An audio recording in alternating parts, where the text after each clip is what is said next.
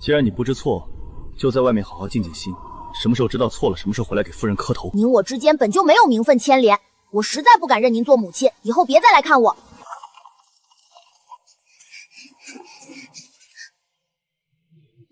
喂，你醒醒！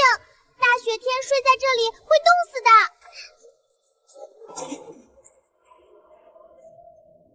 爹，我捡到了别人不要的娘亲，我有娘了。刘小枣，你又乱捡了什么回来？爹，我没乱捡，我给自己捡了娘。刘大周，官府都说不可虐打孩童，明日我就去官府告你去。你，希儿，娘，你没事吧？别乱叫，快去拿盆水给他擦脸。那对父子自己穿的厚厚的，还在马车里烧炭，就给娘亲穿这么些，还把人丢在雪里，娘会死的。你在哪里捡着的？明日我们将人送回去。路上的猫儿狗儿是野生的，路上的娘亲怎么不是野生的？我就要！刘大周，你不准把他送回去！你这孩子！刘大周这个坏人，从前我捡回来的小猫儿，他总是趁我不在家就丢出去。他说猫儿会弄坏他的货物，这回我可不能让刘大周再偷偷丢掉我的娘亲了。隔壁大丫每晚都是和他娘这样睡的嘞。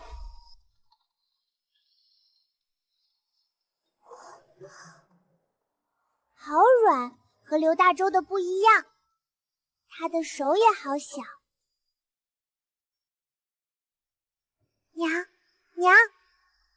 娘没理我，娘睡着了。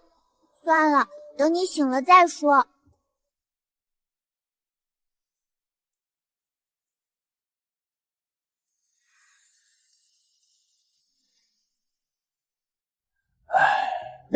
这女人受了很多苦，体寒体虚，常年劳累，膝盖也不好。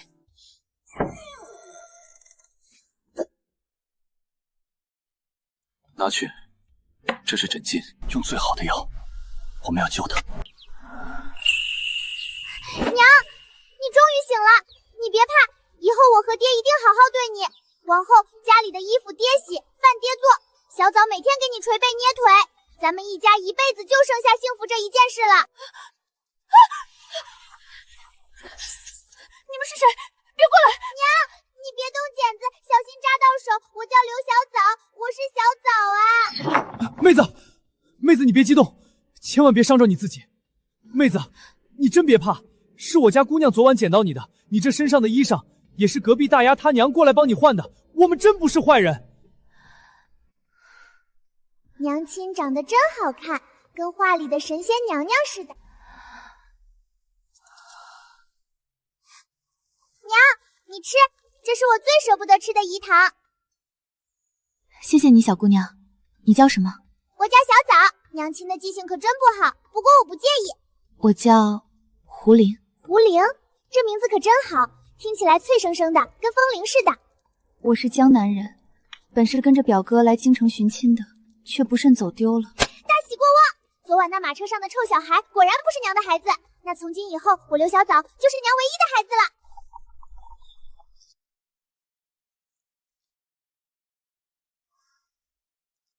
娘，这药涂上去凉凉的，一点都不疼呢。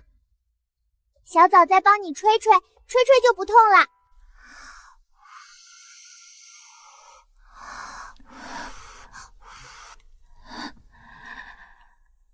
娘亲哭得这么凶，肯定是刚才药水涂上去太疼了。唉，仙女就是娇气。小枣，你亲娘呢？她在何处？我以前没娘，现在娘你来了，我就有娘了。以后你就是我亲娘。妹子，你别听这丫头瞎说，她这人见着谁都想叫娘。小枣是我当年在乞丐院里捡下来的弃儿，跟着我这种粗鄙汉子过了这么多年，没教养好，让你见笑了。刘大周，你出门前我是怎么交代你的？我不是告诉你了吗？跟外人一定要说我是你用屁股生出来的，你非要说我是捡来的。村里那些坏孩子天天笑话我是野种，你说是你屁股生的能死啊？你给我闭嘴！啊！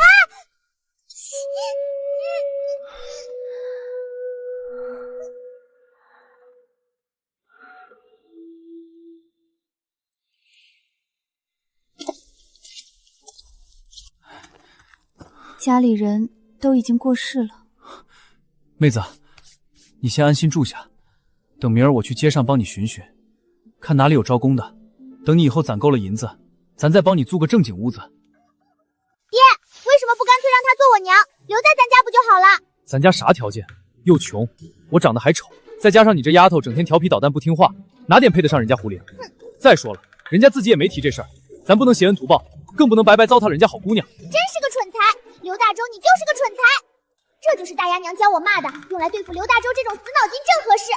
这好不容易有个不要聘礼的娘子送上门，你居然还往外推，你真是气死我了！小枣，别再提这事儿了。胡林那妹子，她一看就是好人家出身，识文断字的。我这就是个卖货的粗汉子，我怎么配得上人家？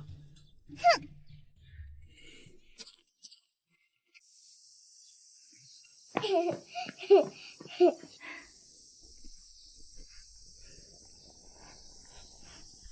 小枣，你看这件衣服好看吗？小枣，给我试穿一下，就一下。我不，这是我娘给我做的。大丫，回家吃饭了。来了，娘。我才不穿你的破衣裳，我亲娘也会给我做。来了，娘。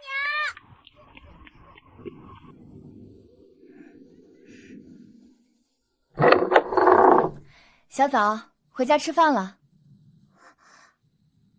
娘，小枣来了。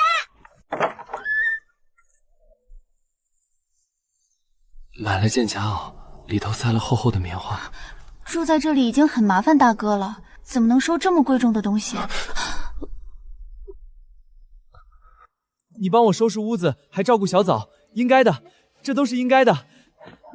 快过年了，刘大周生意忙得飞起，却非要抽空上山拾柴火。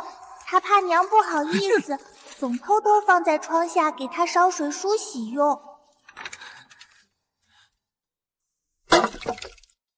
让你去瞧大夫，你怎么就空着手回来了？额头那么大个窟窿，也不知道心疼自己。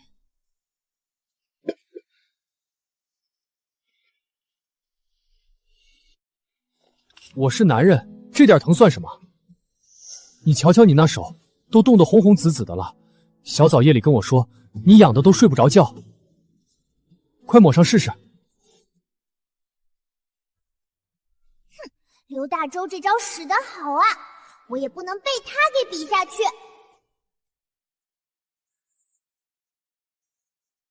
这还是刘大周去岁买给我的呢，我都一直舍不得戴。这对头绳大丫可是垂涎好久了，为了娘亲，我今天豁出去了。大丫娘，我拿头绳跟你换些兔毛。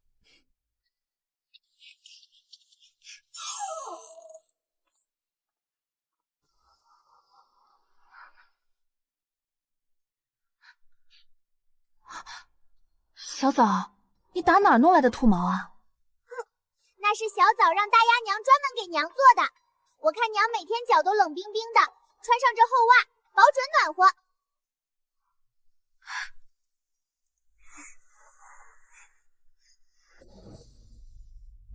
卖簪子嘞！这对镯子我要了。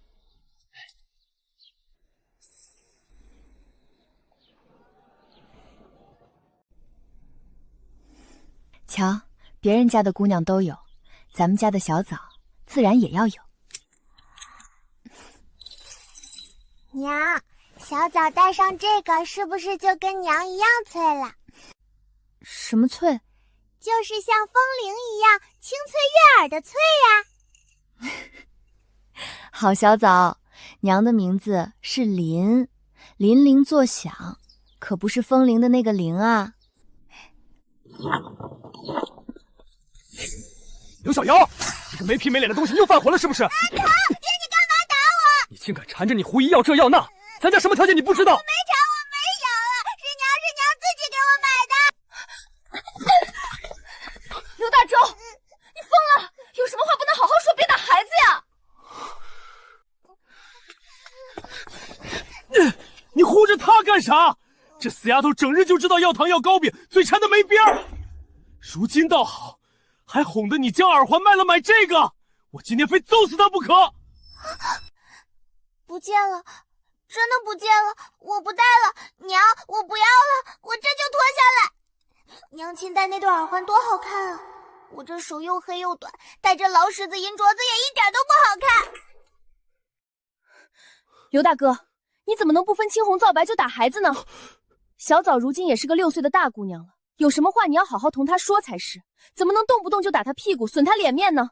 我再说一遍，这镯子真是我自愿给小枣买的，你们父女救我一场，她天天跟着我屁股后面喊我娘，我给自家孩子买对手镯，到底怎么了？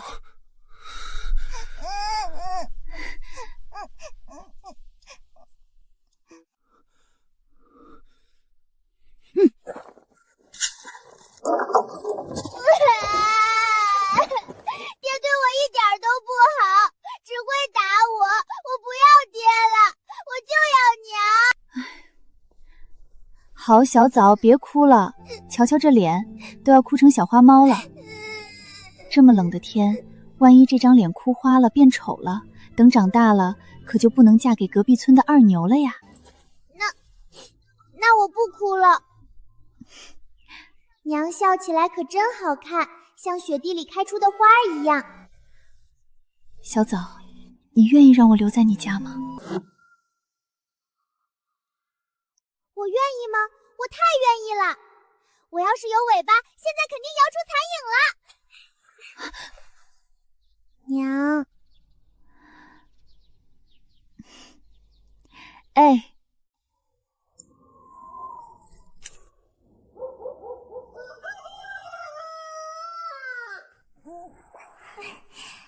娘起这么早，肯定又是心疼我，去厨房给我蒸枣糕去了。妹子，你想清楚了，我刘大洲就是个满身泥土的粗人，还是个走街串巷被人瞧不起的小商贩，你跟着我就不嫌弃吗？刘大哥，我也没同你说实话，我其实也不是跟着什么表哥来京城寻亲的，其实我是得罪了主母，被主家丢弃的妾室。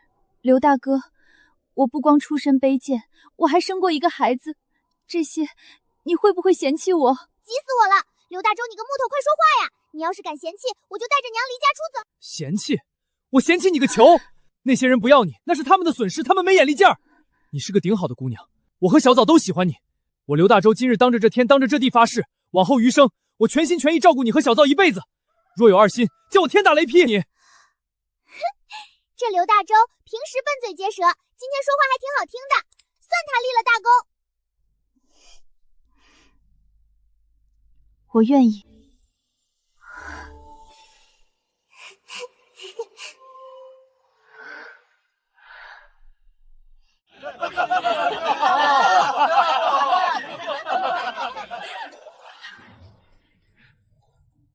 这个我刘大洲成家了，大家来喝口酒，热闹热闹。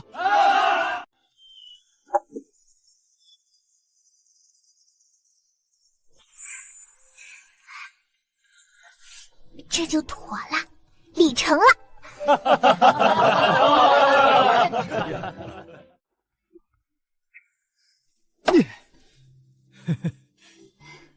大周，快过年了，今儿个咱们一块儿上街买几块红纸回来，我绞几个窗花，把家里里外外都好好收拾收拾，沾点喜庆。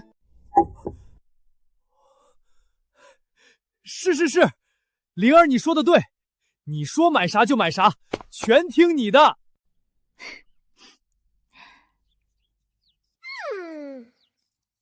瞧瞧这刘大洲，娶了妻之后就跟那地里的鸡啄米似的，胡林说什么他就点什么头。当初打我屁股的时候那股威风劲儿呢，真是一丁点儿都没剩下。那个词儿怎么说来着？对，叫欺小怕大。周哥，那我们上街吧。好。大周，咱们再给小枣扯2根红绳吧。过年了，女孩子总要打扮得漂漂亮亮的，心里才美。呀，我要红绳，我要绑漂亮的小花。娘，爹是听话的小鸡，我也是你的小鸡崽子，咱们都听娘的。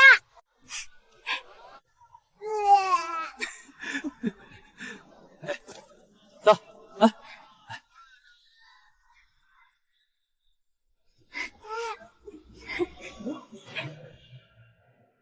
好呀。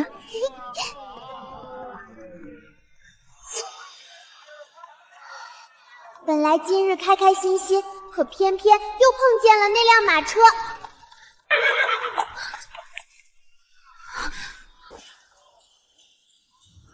胡灵，这些日子你家都不回，谁家妾室像你这般在街上乱跑的，成何体统？哼，你爹好歹也是个秀才，生前就没教过你规矩二字怎么写吗？总不能因为他死了，你就连半分规矩都没了，非要在大街上丢我将军府的脸。将军认错人了，民女如今是春水村刘家的媳妇，将军府的妾室怕是多年前就死在雪地里了。胡灵，你闹够了没有？这些日子在外面受了些苦，脾气倒是长了不少，你还在闹什么？那日本就是你的错，希儿生下来就是若弗在养，那是将军府的嫡子，你贸然送那些粗鄙的邪外过去，你让若弗怎么想？你是诚心想刺他的心吗？当年你害得他落水受惊，从此不能有孕，赔个孩子给他，是你亲口答应的。如今你做出这副受了天大委屈的模样给谁看？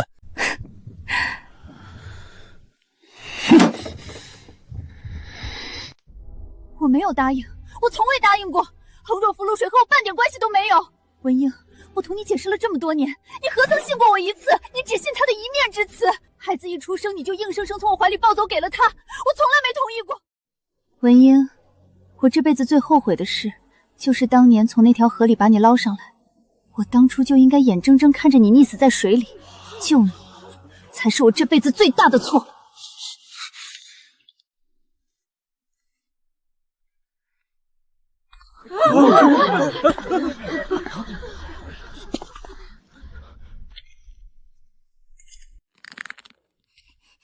这坏人若是敢对娘亲伸一下手，我就是拼了这条命也一定要咬死他。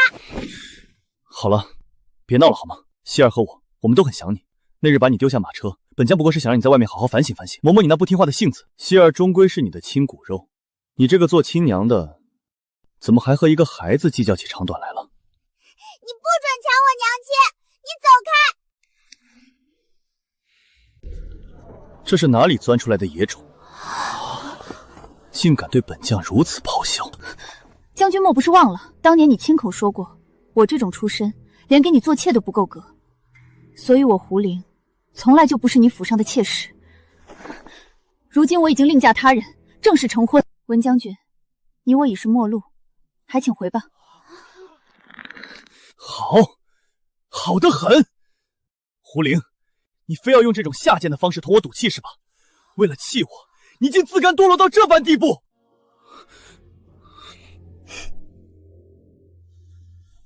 文英，你太高看自己了。我不是和你赌气，我是真的累了，再也伺候不动了。文将军，你如今娇妻在侧，幼儿绕膝，而我胡灵对你而言，自始至终不过是个招之即来挥之即去，可有可无的物件罢了。至于那个孩子，我也不要了。他亲口说自己是你夫人的孩子，是将军府的嫡子。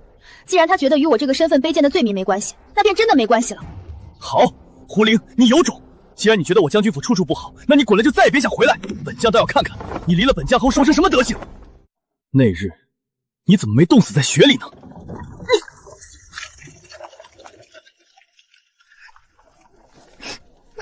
雪落得那么厚，把他的脸都埋紧了，半点气都透不过来。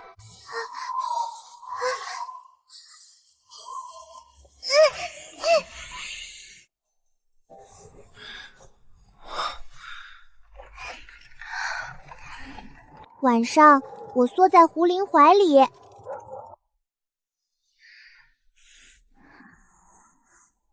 娘，其实我还想问，你会想念你肚子里爬出来的那个亲生孩子吗？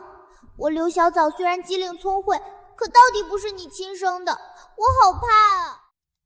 小枣，想要我走吗？不想，一点都不想。那娘就不走。快睡吧，好孩子，睡饱了才能快快长大。刘大哥，我不同你隐瞒，我确实曾是文英的女人，但我也没骗你，我从没入过他家的族谱，连个名分都没有。他如今是高高在上的将军，你若是怕他带兵来找麻烦，牵连了你和小枣，我可以现在就走。胡灵，你给老子听清楚，你现在是刘大洲的妻子，是这家的女主人，你有我，有小枣，你是我们的人，你往哪儿走？别怕，天塌下来，老子一身骨头也能给你们娘俩扛着。那什么将军，他是天皇贵胄还是高官，对我来说都一样。这青天大白日的，他总不能带兵强抢民妻吧？好，大周你不赶我走，咱们一家子死也要在一起，什么都不怕。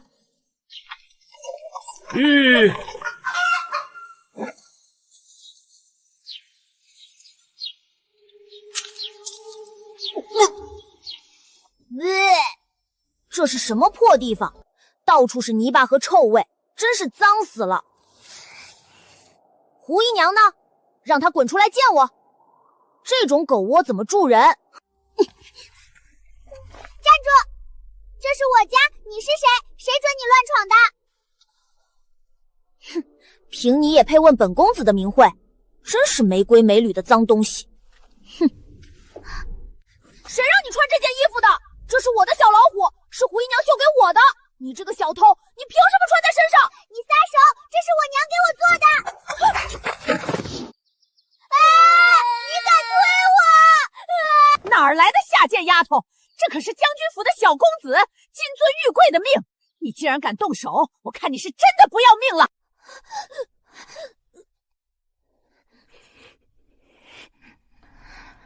我顺势尝到嘴里的血腥气。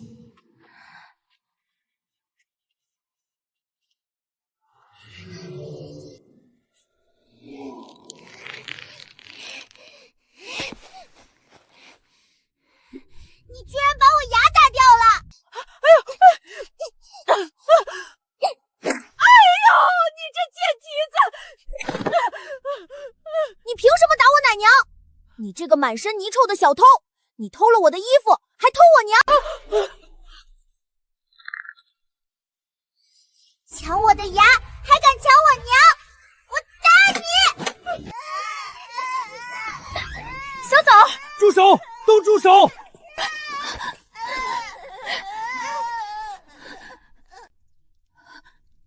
小枣，谁打你了？告诉娘，谁打你了？脸都打破了，浑身筋皮变形，瞬间软了下来，原来很累的也是。娘，好疼啊！就是他们打的我，老霍扇我嘴巴，他还抢我衣服。你不准喊他娘，他不是你娘！你这个满身泥臭的小偷，你偷了我的小老虎，还敢偷我娘！你等着，我这就让我父亲带兵来打你们！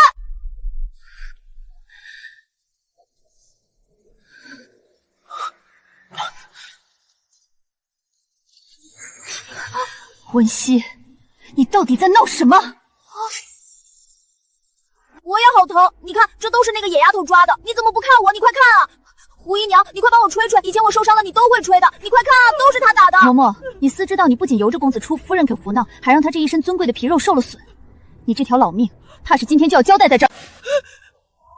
胡姨娘，我手真的好疼，你快帮我吹吹，以前你都会吹的，你看，都是他打的。公子，我如今只是个乡野妇人，我这颗心很小，以后只会心疼自己的孩子。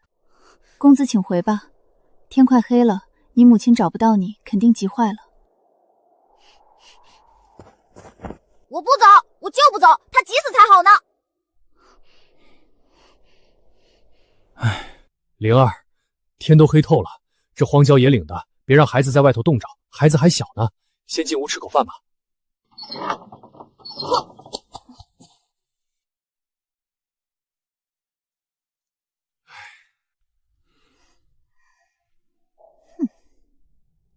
胡灵，你还愣着干什么？像以前那样伺候我用饭。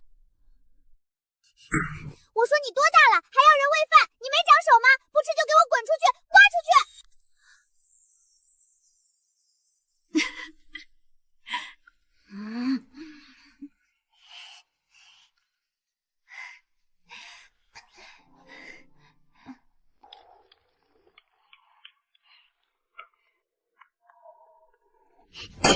这是给人吃的东西吗？这种破地方我一刻也待不下去了，我要回家，我现在就要回家。胡灵，你跟我走，现在就跟我回将军府，跟我去见阿爸，和我回家，跟我一起回将军府。给我撒手！你算哪根葱，也敢上我家来撒野？出去，滚出去！这是我家，这是我娘亲，跟你半毛钱关系。你当你将军府是金窝银窝？当初是你们亲手把它像抹布一样丢在雪地里的，是我刘小枣扒开雪堆把它捡回来的。既然捡了，她就是我一个人的娘亲了。你再敢碰她一下试试？是他自己不听话，父亲说了，把他丢在雪地里是为了惩罚他的。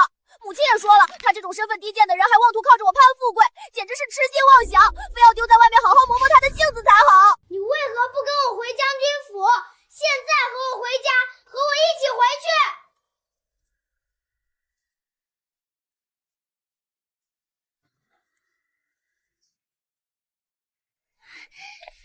打的就是你这张臭嘴！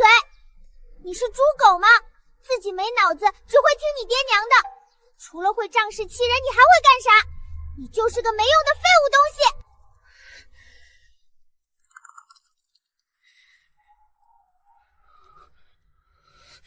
西！文熙，你给我听清楚了！我认识你爹爹的时候，他满身是血，快要淹死在河里，是我救了他。那时候他吃我的，穿我的，花的全是我的私房银钱。他身上半点富贵都没有，连条命都是我给的。哪来的主子？哪来的奴婢？胡说！你骗人！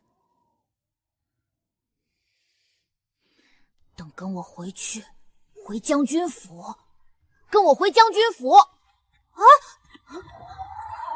你以后不要再来了。你若真的疼你的母亲，就该知道，将军夫人若是知道你整日往我这儿跑，她肯定会不高兴的。到时候受罪的还是你自己。走就走，胡玲，你这个狠心的女人，你以后再也不准出现在我面前了，我恨死你了！别哭了，省省力气吧。我实话告诉你，你那个不可一世的亲娘，她早就不要你了。听清楚了吗？从她被扔出来的瞬间，她就跟你将军府断干净了。她现在是我一个人的娘亲，以后也只是我刘小枣的娘。你这种只会听爹娘话的提线木起，不配拥有她。啊！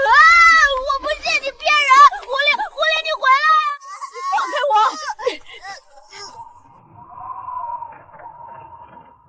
灵儿，这京城咱们待不下去了。那文家势霸通天，咱们这些小老百姓惹不起，但咱们总还躲得起吧？我打算带着你和小枣回乡下去。虽然乡下日子苦了些，地也薄，但我刘大周发誓，就算我卖血卖命，也一定不让你们娘俩受半点委屈。你可愿意跟我回去过那苦日子？大周，只要咱们一家人在，有你和小枣在身边，无论是回乡下还是去要饭，我都开心。爹娘，小枣也开心，咱们这就回乡下，再也不理那些坏人了。可那文家的人就像是闻到了肉味的疯狗，怎么甩都甩不掉。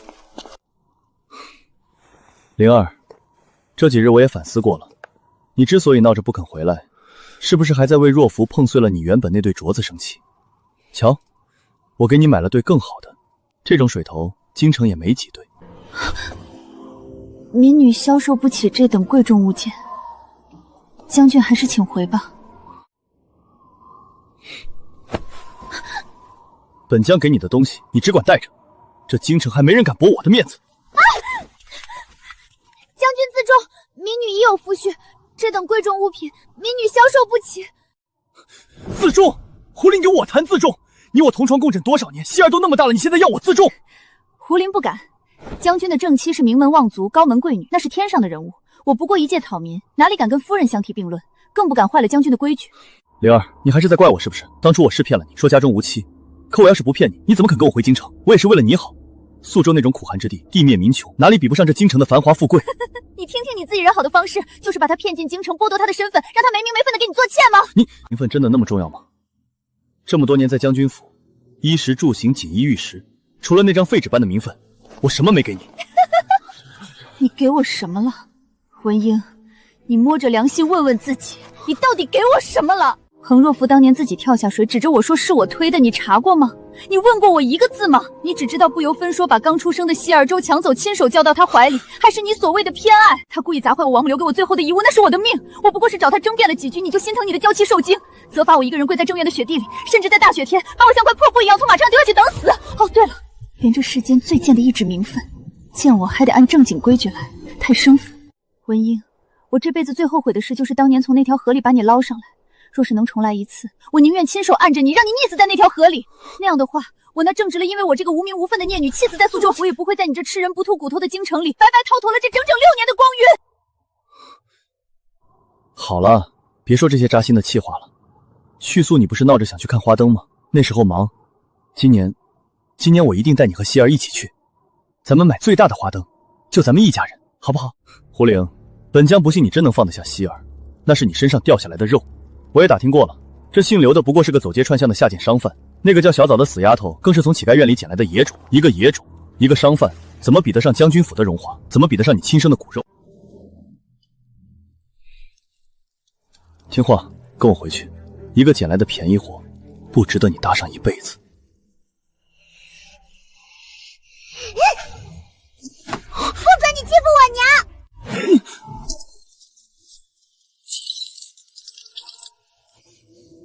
你这坏男人，给我听清楚了！娘亲现在有我和爹爹照顾，我们才是一家人。你那些臭石头，我们要不起，更不稀罕。你，娘亲不怕，娘亲膝盖疼不疼？都怪这坏人。小枣晚上一定给你好好揉揉，咱们不理他。胡灵，你竟敢由着这野种放肆！我不是野种。胡灵，本将哄也哄了，你闹也闹了，你到底还要怎么样？非要本将在这破院子里陪你耗下去吗？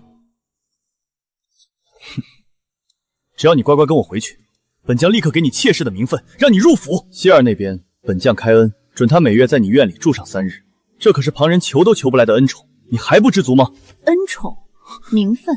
文英，你既然打听得这么仔细，那你知道我这双膝盖为什么一到阴雨天就疼得站不住吗？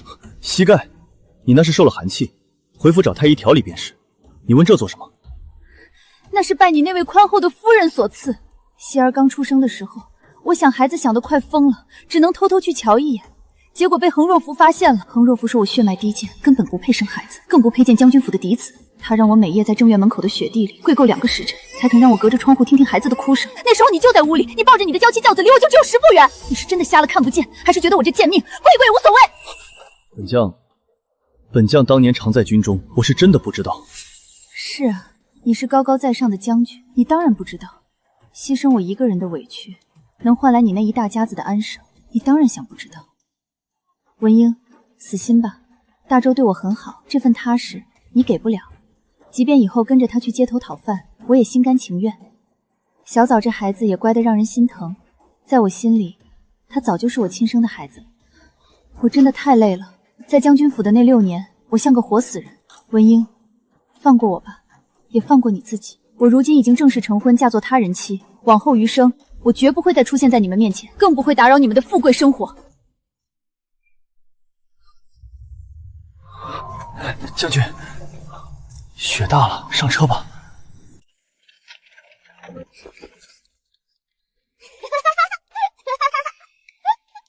大周，你瞧瞧你现在像个大雪人。胡闹，小枣，娘亲平时怎么教你的？没大没小。没事儿，小枣说的对，我这不就是个守着你们的雪人吗？爹爹，对不起，小枣不该笑话你。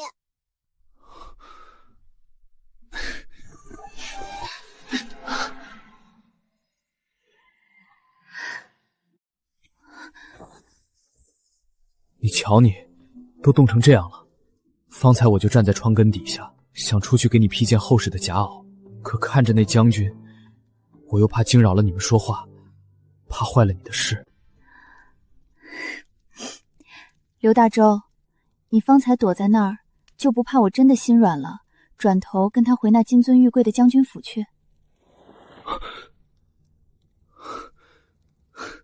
老实说，真有些怕，毕竟那是将军，能给你锦衣玉食。但我又想，既然我刘大周发过誓要护着你，就得让你过自己想过的日子。若你心里真的还惦记那边，想回去过好日子，我不拦你，也不能拦你。我就是个走街串巷的，实在没什么大本事，怕给不了你想要的。大周，我不许你再说这种混话。我胡灵已经正式嫁给了你，这辈子生是你刘家的人，死是你刘家的鬼，我绝不会再离开你和孩子，半步也不会。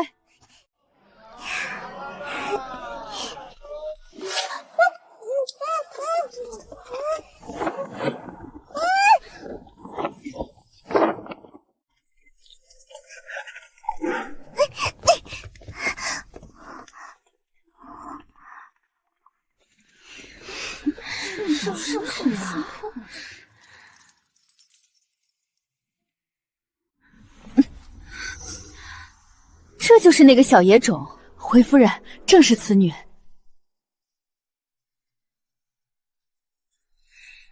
原来她就是恒若府将军府的夫人。哦，这位金灿灿的大人，就是那个把娘亲丢进雪地里的将军夫人。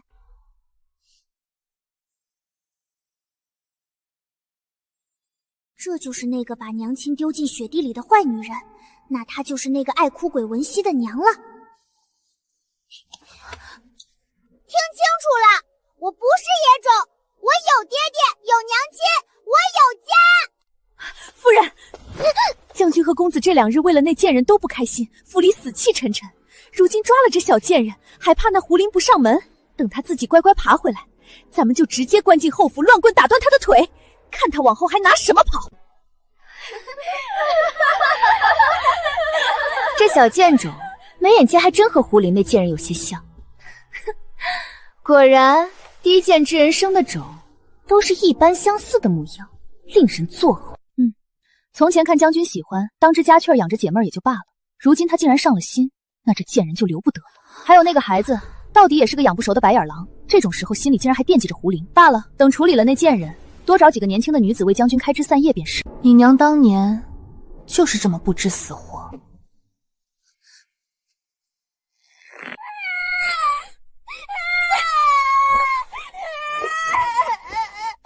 闭嘴！再嚎现在就割了你的舌头！真是个讨债的小丧门星！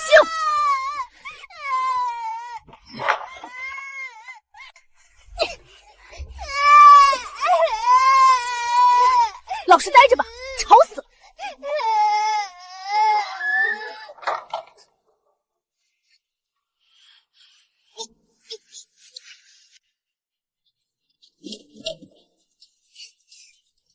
那小丫头片子吓得只会哭，谅她也没胆子跑。就是个还没灶台高的小泥娃，能翻出什么浪来？再走一个！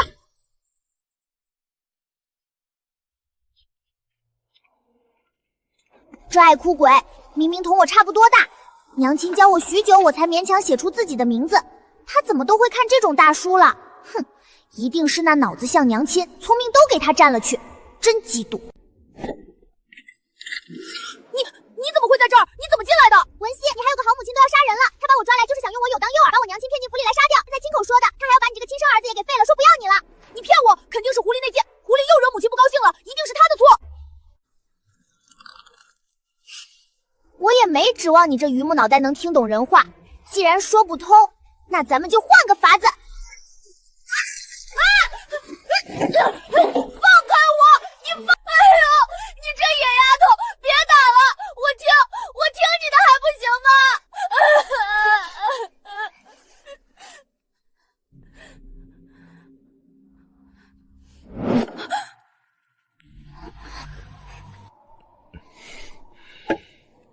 将军快莫要烦心了，胡妹妹心里对我有怨气，那也是理所应当的。等过几日，我去给她登门道歉就是了。她到底是希儿的生母，是我从前考虑不周，总想着希儿在我膝下能遭贵些，倒忘了他们母子连心。将军放心，日后我定会大度些，让希儿多去看看她的。夫人当真宽厚，反倒是那胡灵给脸不要脸，在这个时候还要闹得满城风雨，实在是执迷不悟，不知好歹。装的还真像那么回事，那帕子都快被你攥烂了吧？将军，还有一事我本不该说，不知是不是胡妹妹私下里指使的。今日那个捡来的小姑娘竟然找上了门，在大门口就嚷嚷着要讨要大笔银钱。她说胡妹妹到底给将军府生了个儿子，这几年的劳苦和孩子，她立刻就去大街上闹满城的筹码。混账！他到底有没有替希儿想过半分？简直是不知羞耻！希儿日后是要承袭爵位的，若是有这样一个贪婪卑贱、当众撒泼的生母，她日后的名声岂不是全毁了？我调教了她整整6年，不想她骨子里还是如此顽劣下贱，烂泥扶不上墙。将军息怒，孩子不学好，倒是将军和我再慢慢教就是了。可如今绝不能放他活着离开京城，若放他走了，日后他在外头胡言乱语，咱们将军府的体面可就荡然无存了。是，所以我才打算给他个名分。眼看就要过年了，到时在族谱上记个名字，算他是个妾。到底也给我生了个儿子，不能流落在外闹事。哼，他如今不过是昏了头，在外面受点苦，遭点罪，他自然会明白还是府里好。等他乖乖滚回来，让他这辈子都飞不出我的掌心。将军说的是。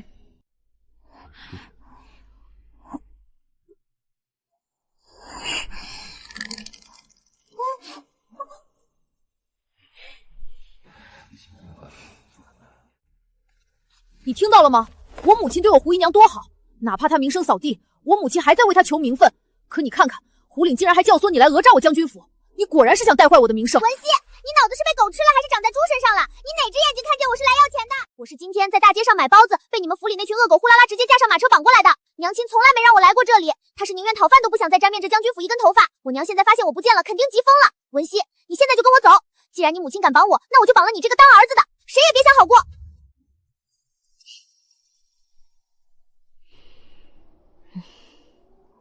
我要是跟你回去了，要是回了那个破房子，你还会像现在这样对我好吗？你说胡林看见我，他会高兴吗？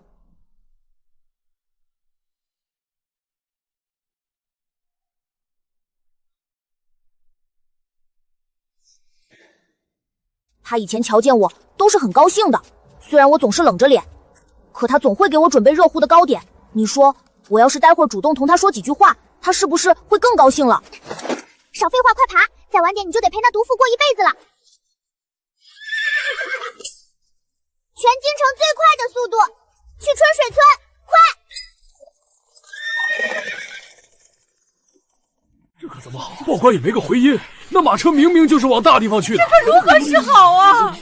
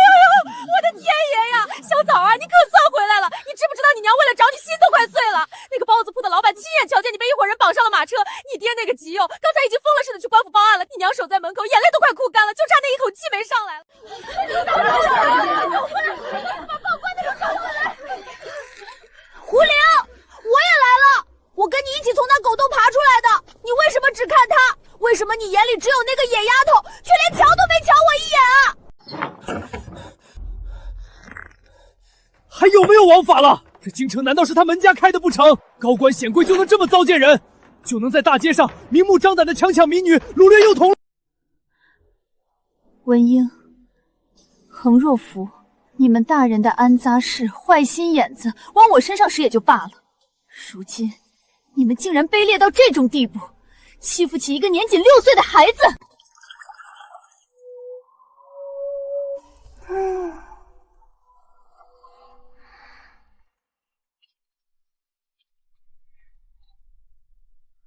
胡灵，我也要擦脸。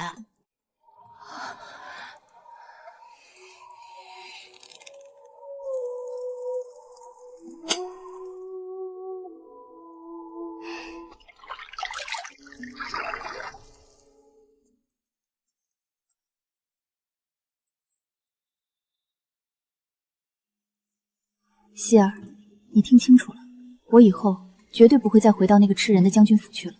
我也不是你口中那个卑微如泥的胡姨娘。从我踏进这扇门起，既然你这6年都始终不愿意叫我一声娘，那往后你就体面些，叫我一句胡婶婶吧。不是这样的，这不对。可是你是父亲的女人啊！父亲说你是他最宠爱的物件，你怎么敢改嫁给一个卑贱的粗汉？我不是，我胡玲也是清白好人家的姑娘，我爹是宿州的秀才，若不是被文英骗了，我本该有一门体面的亲事。当年他落难宿州，满嘴谎话，他说自己只是个小官家的公子，许我正妻之位，骗我满怀期待的随他回京成婚。可到了京城，我才知道他早有了明媒正娶的正妻杭若甫。我不愿意做妾，想走，他便强行将我软禁在府里，这才有了你。你以为你那位端庄宽厚的母亲是个什么好人？她自己不能生育，怕丢了主母的位置，便假装落水，转头就当着你父亲的面污蔑吹了他，害他绝了后。我从前不想让你恨你亲爹亲娘，所以选择把这些烂在肚子里。但现在我有新生活了，文雪，我不想再跟你们这些文家人有半点纠缠了。可是，听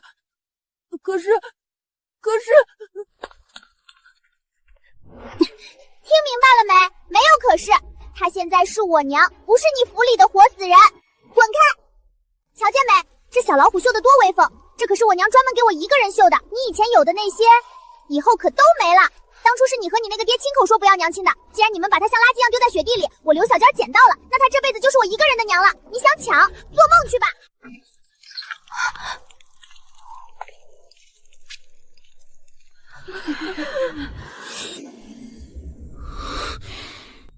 胡玲，你疯了吗？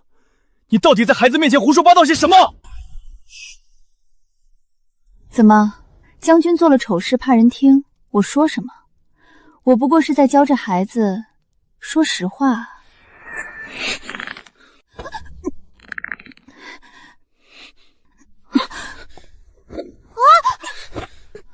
我看我是太惯着你了，才让你变得如此口无遮拦。给我走，跟我回府，看我怎么收拾你。哎呀，将军，您瞧瞧这像什么话？胡妹妹，你也太不知轻重了。还有你们刘家这些人，胆子实在是太大了。哼，敢光天化日之下绑架将军府的小公子，这可是灭门的死罪。你们就给我老老实实的等着，去牢里吃板子吧。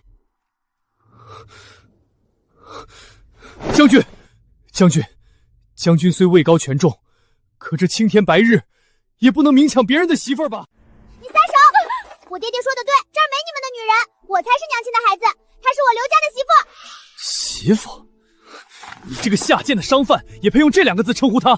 你给本将听清楚了，她自始至终都只是我文英的女人。你若是有捡别人玩剩女人的喜好，我大可以发慈悲，回京后给你送些更知情识细的贱货来。至于这女人我早就玩烂了。她不仅跟我睡了6年，还给我生过孩子，这种货色你居然还当个宝。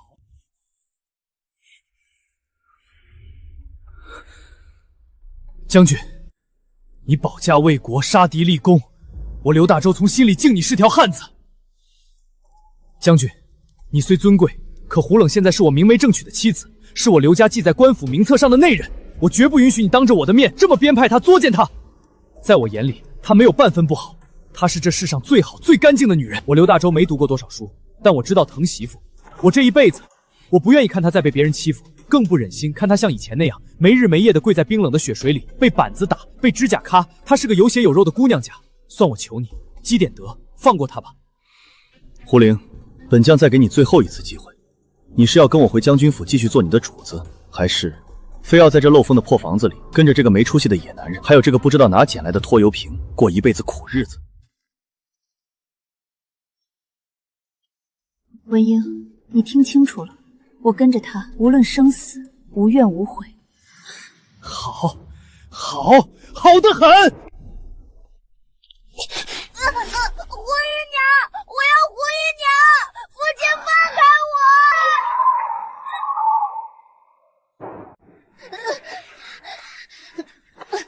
胡林没跟着我们呀，父亲，你忘记胡林了，你把他丢下了，我不要走，我要和胡林在一块儿，放开我！娘！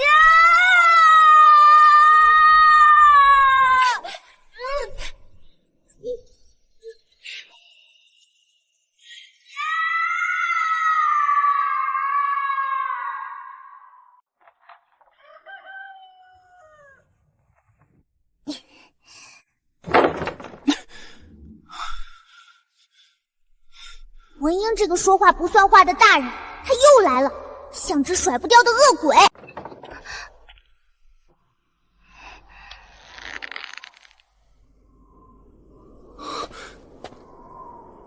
灵儿，我回府已经查清楚了，那些事确实都是若弗做的。横若弗那个毒妇，我已经做主将她送回娘家了。从今往后，将军府再没人能欺负你。从今往后，将军府再没人能欺负你。所以呢，文大将军千里迢迢跑这儿一趟，就是为了跟我说这些？灵儿，我真的回去细细查问了，那些刑房的老人一开口，横若弗才说了实话。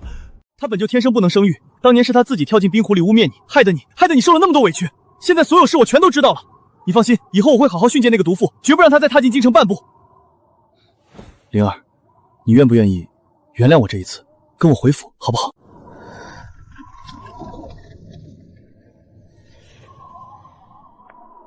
我不愿意。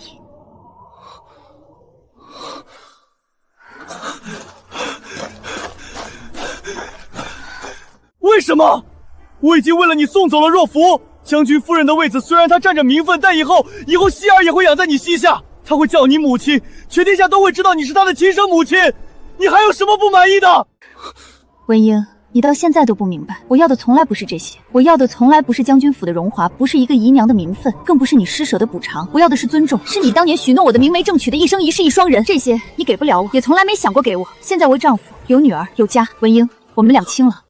文英，你听过破镜重圆吗？即便强行拼凑，那裂痕也扎手，覆水难收。我认了从前那6年的错，但往后我绝不想再同你有半点瓜葛。我不明白，我不懂。灵儿，从前在苏州我们那么相爱，你那时候那么包容我，连大声跟我说话都没有过。如今我已经知错就改了，我已经为了你惩治了横若弗，你为何就是不能原谅我和孩子？从前我也言了，文元英，是因为我心悦你，我满脑子都是你在苏州对我的那点好。但人心是肉做的，不是石头。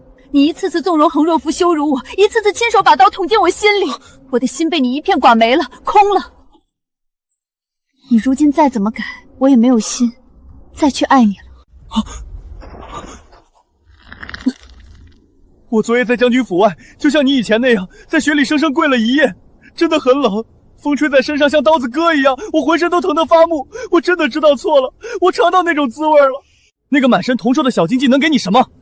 他能让你锦衣玉食吗？这些我都能给你，名分、尊荣、富贵，全是你的。我们还有孩子啊，灵儿，灵儿，我真的不能没有你，你再给我一次机会好吗？我气着你了。文英，你觉得你给的那些东西，我真的稀罕？名分、荣华，甚至那个被你交废的孩子，这些在现在的我看来，全是你用来锁我的镣铐。我现在唯一想让你给我的，只有自由。请你彻底消失在我的命里。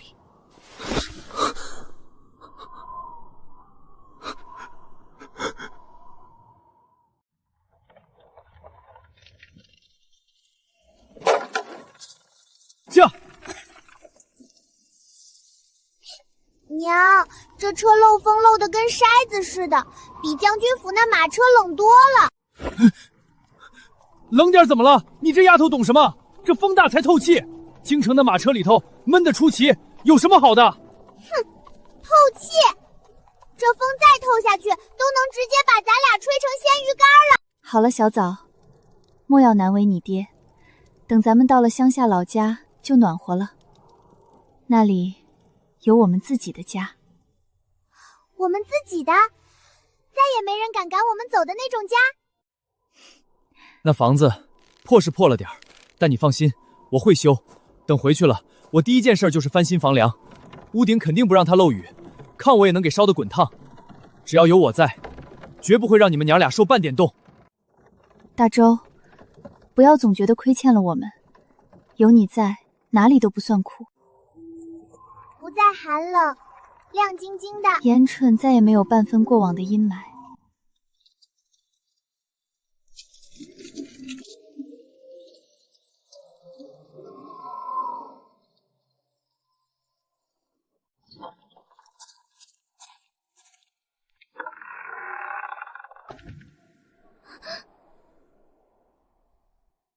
爹，这就是你说的那个家，这能住人吗？以前我娘还在的时候，咱们就住这儿，后来进京卖货，这就荒了。没想到……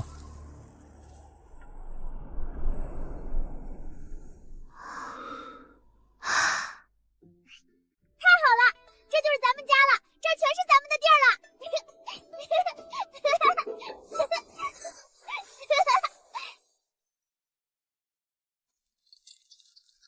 娘，快看，这边收拾一下可以睡觉，可宽敞了。爹，这边沏一沏就能做饭，我想吃你烙的大饼了。还有这里以后还能养鸡，下好多好多的蛋。你丧个脸干啥？破点怎么了？我捡回来的娘都长得这么好看，这房子以后肯定也能变好看。对，闺女说的对，我明天一早就上山砍木头，我要把这屋顶补得严严实实的，还要给你们打一张全村最漂亮、最结实的新大床。我会把屋里屋外都收拾干净。春天到了，我还会种菜，到时候咱们顿顿都有新鲜的吃。我也会，我会负责把它们全吃光。灵儿、小枣，这刚回来，家里啥也没有，今晚就先这般将就一下。等明儿我赚了钱，一定给你们买大肉包子，买红烧肉。饿坏了吧？快，尝尝娘亲熬的粥。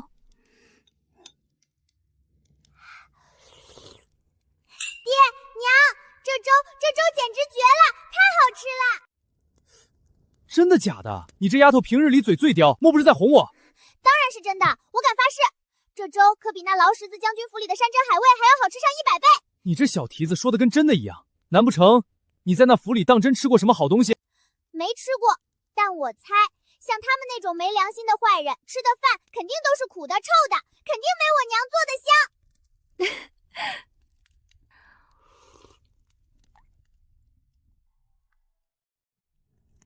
这是娘亲这么多年来吃过最安稳的一顿饭，没有将军府那些令人窒息的规矩，没有横若府阴冷的盯着，更没有文英给的无尽修学。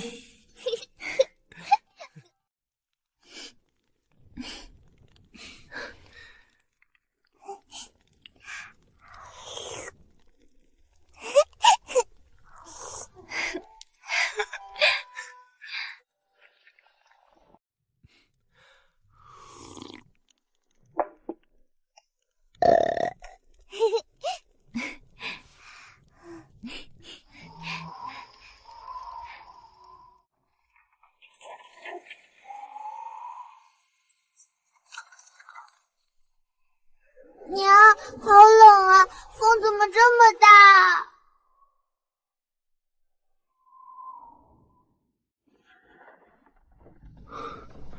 你们等会儿，别乱动。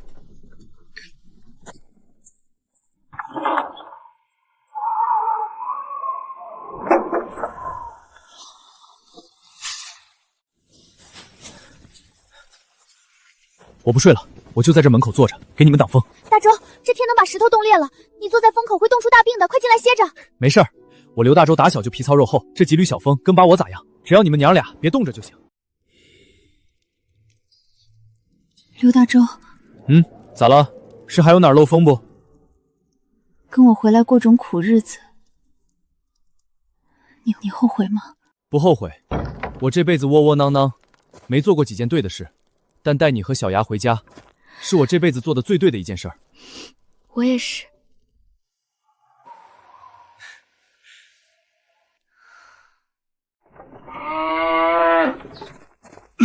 哟，这不是大周吗？进京一趟发财了。大周，这娇滴滴的女人是谁呀？从城里带回来的？瞧那身段，哪像是干活的人，长得还画里走出来的似的，莫不是什么富人家的陶妾？大周，你这闷葫芦哪来的福气？这女人该不会是你从大街上捡来的吧？够了，嘴巴放干净点，这是我明媒正娶的媳妇儿。媳妇儿？大周，你这穷的叮当响的，能娶上这样的媳妇儿？没办喜事儿，没请酒席，在官府成过亲了。她叫胡玲，以后就是咱们村的人。胡林？谁家的闺女？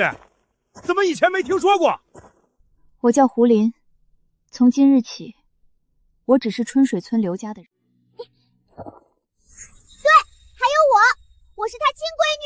这小丫头嘴可真甜，为了个俏娘亲，认娘认得够快的。我不是认的，我是捡的。这娘亲是我亲手在雪堆里捡回来的。这是怎么回事啊？